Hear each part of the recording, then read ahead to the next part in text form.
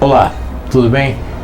Bom, eu vou entrevistar hoje o jornalista Ney Reis, aliás, ex-jornalista, porque a nossa profissão foi cassada pelo Supremo Tribunal Federal, especificamente pelo ministro Gilmar Mendes, que não deve gostar muito de jornalista. Ney, como é que você chegou ao jornalismo? Rapaz, eu cheguei por acaso, né? Eu sempre quis ser arquiteto, desde pequenininho e tal. Não, vou ser arquiteto, gostava de desenhar casa e tal. Mas aí eu comecei a escrever e tinha um amigo da minha mãe que tinha um jornal no centro de Niterói. Era um jornal desses alternativos, tabloides. E aí eu comecei a escrever artigos pro jornal desse cara e ele começou a me encorajar, né? Eu falei, pô, eu tô gostando disso. Aí acabei que fiz vestibular para comunicação, passei e tal, comecei a estudar jornalismo, como você disse, né, inutilmente, porque o diploma agora está lá enfeitando, né, dentro de casa, né, pipoqueiro, o cara que faz uma pipoca boa, tudo bem, mas o pipoqueiro pode ser jornalista também. Todo mundo pode ser. Todo mundo pode. Agora, esse jornal Niterói que você estava falando assim, como era o nome desse jornal? Era Opinião Pública. Opinião Pública. O cara era irmão de um artista plástico famoso na cidade. O artista plástico era Zaluar. E, se não me engano, o dono do jornal era o Aurélio Zaluar, ou o Aurélio era o pintor, não lembro. Já tem bastante tempo isso. Agora, foi assim, não era total amadorismo, tinha algum profissionalismo. Não, o cara fazia bem feito, só não tinha dinheiro, né? Então ele se virava, fazia o jornal do jeito que ele podia e tal. Muita gente trabalha assim, né, no fio da navalha. No fio da navalha, e você gosta de escrever, acaba escrevendo a leite de pato, essa coisa toda. Mas anos depois eu fui descobrir que eu fiz uma associação errada, porque quem gosta de escrever, fazer jornalismo, é igual uma moça apaixonada virar prostituta. Porque jornalismo você às vezes tem que escrever sobre o que você não gosta, o que você não quer, trabalhar para quem você não gosta, não respeita, né? Então é complicado. Geralmente é isso mesmo, né? Você trabalha, você escreve coisas que não tem nada a ver contigo. Cada dia uma coisa diferente, completamente diferente da outra. Isso a gente passa em qualquer jornal, em qualquer lugar, assim, né?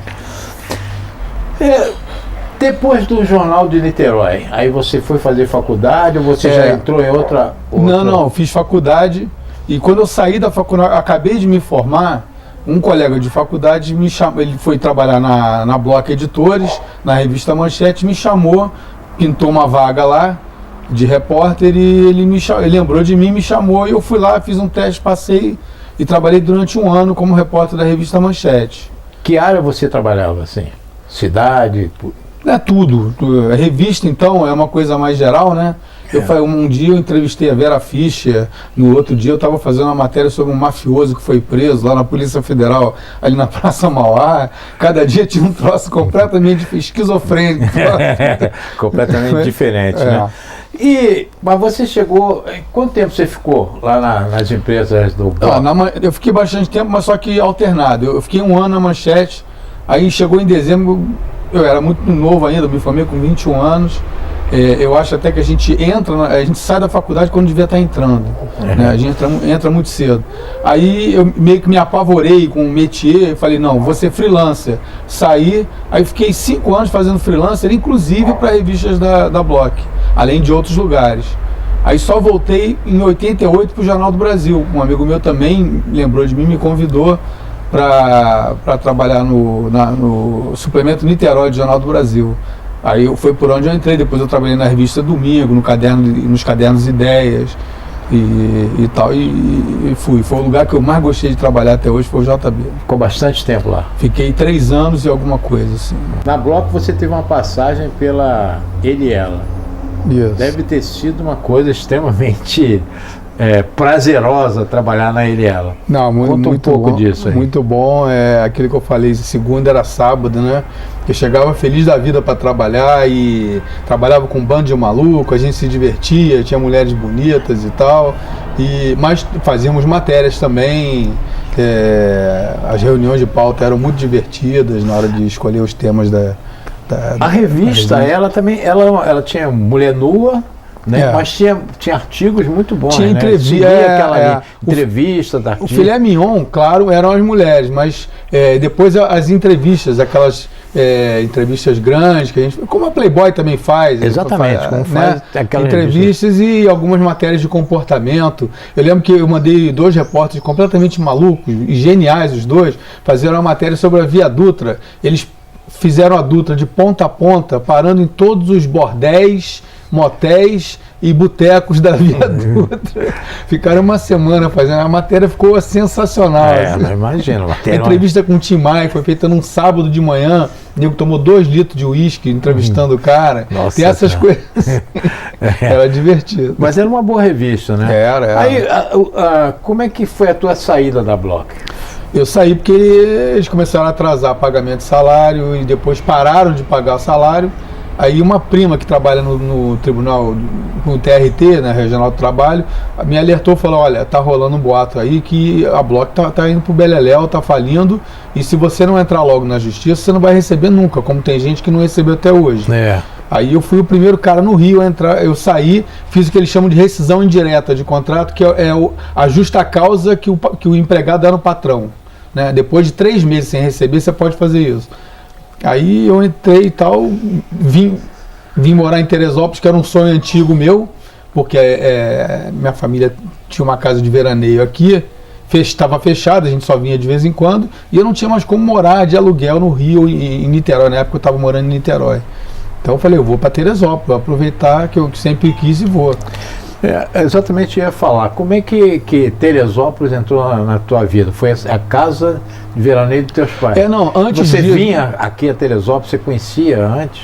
A primeira vez que eu vim, meu pai me disse que foi quando eu tinha 20 dias de nascido, que meu avô tinha casa no Bom Retiro e adorava também Teresópolis, o compadre dele, o padrinho do meu pai, morava aqui em Teresópolis, então eu vim com 20 dias de nascido, eu passei minha infância vindo para o Bom Retiro.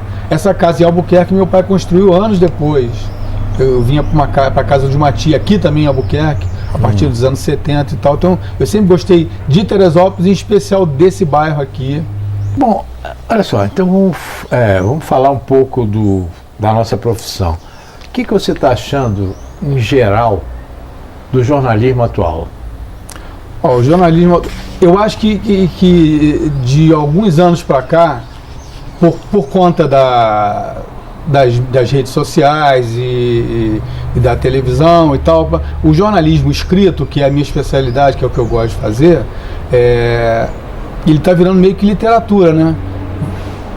Ele tá sofrendo um processo de readaptação. Então, hoje em dia, se privilegia muito mais o cara que tem verve, né, o cara que tem senso de humor e tal, do que propriamente o cara que sabe fazer aquela apuração, quem fez o quê, quando, onde, como e porquê, aquela coisa do lead e da reportagem tecnicamente bem feita. Eu acho que tá uma coisa meio intermediária aí. Você acha, assim, que esse jornalismo, vamos dizer, tecnicamente bem feito, ele está indo para a mídia eletrônica, internet e para a televisão? Com certeza, com certeza. Ainda tem no jornalismo escrito, principalmente em revista, né?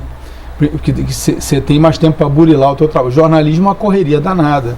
As redações estão sempre com um número mínimo de pessoas necessário para fechar um jornal por dia e tal. Então não dá muito para você dar essa burilada. Revista ainda dá. Mas com certeza na televisão e nas redes sociais é onde está sendo feito esse jornalismo mais tecnicamente bem feito, mas eu gosto dos dois, eu acho legal um texto bem escrito, você pegar um texto do Sérgio Augusto, você pegar um texto do Rui Castro e dessa garota que tem muita gente jovem nas redações hoje em dia, né? Até porque para trabalhar 12, 15 horas por dia tem que ser jovem, porque o nego é explorado pra caramba. Muito, ainda continua, né? Isso é uma coisa que vem do nosso tempo, sempre foi a exploração, assim. Né? O Zé Luzeiro, que você falou ainda agora, que a gente comentou, ele me contou que ele trabalhava com o Pinheiro, o Globo. Ele contou que às vezes ele chegava às 7 horas da manhã, saía às 8 da noite, quando chegava em casa o Pinheiro telefonava para ele voltar porque tinha uma matéria para fazer. É, né? tem disso. Quando o Senna morreu, por exemplo, eu estava dormindo em Niterói, na casa do meu pai, me ligaram para eu ir correndo para a Manchete, porque eles iam fazer uma revista sobre o Senna em 24 horas. Eu fiquei 24 horas trabalhando, só voltei para casa no dia seguinte de manhã, e a gente fez uma revista e vendeu pra caramba, deu uma grana boa lá pro Block, né? A gente recebeu um extra também razoável. Mas rola isso. Sim. Rola isso. Agora, eu acho também que o jornalismo está muito partidarizado. Né? Obviamente, o jornalismo sempre foi uma coisa politizada, porque dono de jornal faz parte do capital. Tem seus interesses. Até os custos de jornal nos últimos anos, quando passou a impressão offset, essa coisa toda, últimos anos, muito tempo atrás, ficaram muito mais caros, né? Impressão a cores, essa coisa toda. Então, um jornal hoje só é movido a grandes empresas que põem anúncio lá para ele poder andar, né? Tem interesse econômico. Mas o que eu acho é que hoje está partidarizado. Por exemplo, queria que você fizesse uma análise assim. Quando tem um número favorável a Dilma, para dar um exemplo, não sai nada. O Jornal Nacional não dá. Não, o Globo também não dá. O Globo também não dá. Agora... O Globo deu destaque em primeira página porque se houvesse um segundo turno, a Dilma e o Aécio estariam empatados tecnicamente. Exatamente. Agora, quando ela estava na frente, eles fazem gráfico, fazem tudo, né? Para dizer que ela está se ferrando. Agora, quando ela está bem, não sai nem nota de pé de página. Outra coisa também, assim, vamos dizer assim, dos últimos tempos aí, quer dizer, os jornais bateram nessa Copa do Mundo, dizendo que nada ia funcionar, e por incrível que pareça, tudo funcionou. Tudo funcionou. É aquele complexo de vira-lata que o Nelson Rodrigues falava. Exatamente. Né? Achar que não, aqui tudo vai dar errado, tudo ninguém sabe fazer nada. Ninguém e foi ótimo. E a Copa mostrou que o Brasil tem de melhor que o povo, né? Pois é. O povo brasileiro é super simpático. Exatamente. Conhece o cara hoje, amanhã já leva o cara para jantar em casa. Fica amigo. Eu vi uma coisa muito interessante, uma pesquisa que foi feita pelo próprio Datafolha, que os números da Copa foram excelentes, né? Até um número assim estranhíssimo, segurança. Até em segurança foi bom. 83% acharam que a segurança para o turismo foi uma maravilha, né? 3% acharam ruim ou péssima, né? Não, 2 e pouco, acho que deu 97 e pouco por cento favorável, uma coisa assim. Ótimo e bom, e juntando razoável dá 90 e tantos por cento. Então, agora, realmente, o que as pessoas gostaram foi do brasileiro, né? E nessa pesquisa mesmo, os caras viram que 69% das pessoas gostariam de morar no Brasil. É interessante, né? Porque a imagem do brasileiro lá fora é bastante distorcida. É bastante distorcida, é bastante ruim. Nem digo que seja distorcida, né? Mas que é uma coisa bastante ruim lá fora. Que a gente sabe que tem violência aqui, né? Você imagina um holandês em Copacabana, o cara podendo viver de chinelo de dedo, short e camiseta. O cara mora num lugar que ele tem que usar cachecol para atravessar a rua. Pois é. Eu estava vendo uma matéria de um inglês, do Financial Times, que é um jornal que fala mal do Brasil o tempo todo. E Washington Post também. Washington Post também. Então, esse cara do Financial Times, ele disse assim, uma das coisas que ele disse do Brasil, o cara ficou maravilhado. E aquele cara que, o tipo de texto dele, jornalismo, é aquele cara sisudo e tal, né? Ele falou assim, o Brasil, andar em Copacabana é uma coisa maravilhosa. Aí ele falou assim, a Alemanha não conseguiu nos proporcionar isso, né? Aí o cara estava na Amazônia, ele resolveu sair, deu uma volta num beco, encontrou o Rio Amazonas, né? O cara ficou, de repente, maravilhado, né? Existe mesmo, né? Existe, né? Não está só na National Geographic, né? Não está só no National Geographic, é isso mesmo. Não, foi genial, né? A gente mostrou que a gente tem de melhor mesmo. De melhor, e melhor povão, né? Esse jornalista inglês, ele ficou espantado com outras coisas, que o policial bate nas costas do cara, vai tal. Dá tapinha nas costas. Ele tinha passado uma experiência ruim para entrar num país da Europa, que acharam que ele era um inglês bagunceiro, um hooligan, não queriam deixar ele entrar na fronteira e tal. Agora, uma última pergunta, que nós dois estamos mais assim, ligados à mídia impressa. O que a gente tem hoje em dia é que, primeiro, as tiragens dos jornais estão caindo adoidado, né?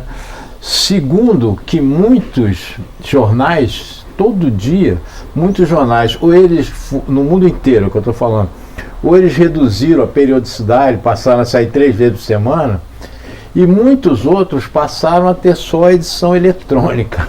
Então a minha pergunta é assim, você acha que a mídia impressa tem futuro? Eu acho que tem. Não? Ó, um exemplo no Brasil de jornal que passou a ter ser só eletrônico, O Jornal do Brasil. é o Jornal do Brasil, mas é questão econômica mesmo. O jornal estava indo para o beleléu, né?